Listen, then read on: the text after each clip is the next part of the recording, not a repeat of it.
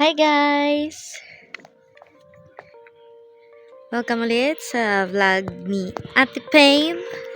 May araw ngayon. Yee! Ito na ng mga yelo. Kala nyo pag maaraw dito, mainit na. Lamig dito ngayon.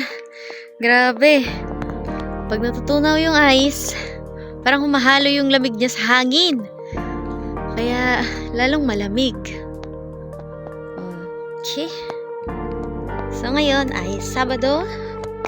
Time check. No, oras na nga ba? 10:09 AM. So sa Philippines ay 5:09 PM.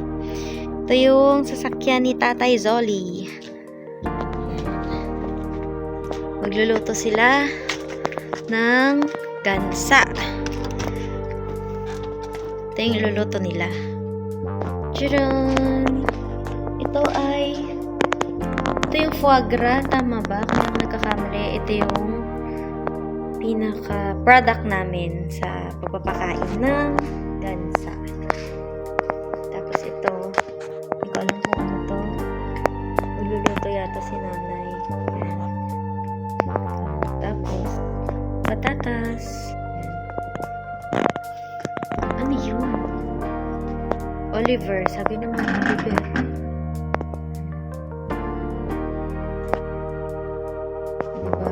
Makabano. Ay, andito pala tayo sa aming dirty area. Yan yung mga damit namin. Ito, kapote yan. Tapos ito yung panloob. Yung aming jumper, tapos jacket, tapos yung pinaka-kapote. Tapos meron din silang pinahiram sa amin ng mga bike. Yan.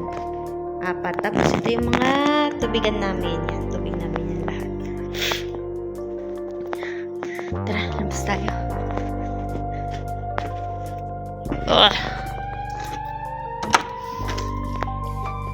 Yun yung open na yun. Doon, yan.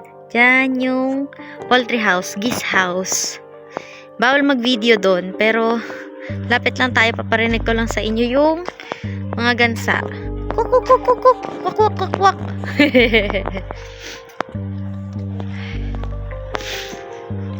Ayan, wala nang ice, tunaw na. Pero hindi pa mag-i-spring ngayon sa March pa.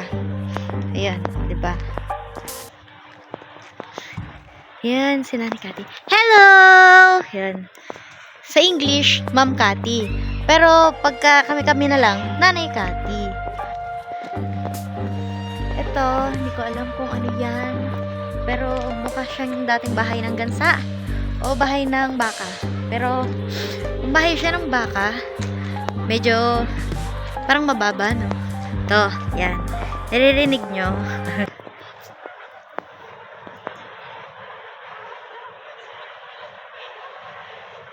Oh, yun. Yung mga gansa. Tapos ito. Yan, yung mga yan. Yan.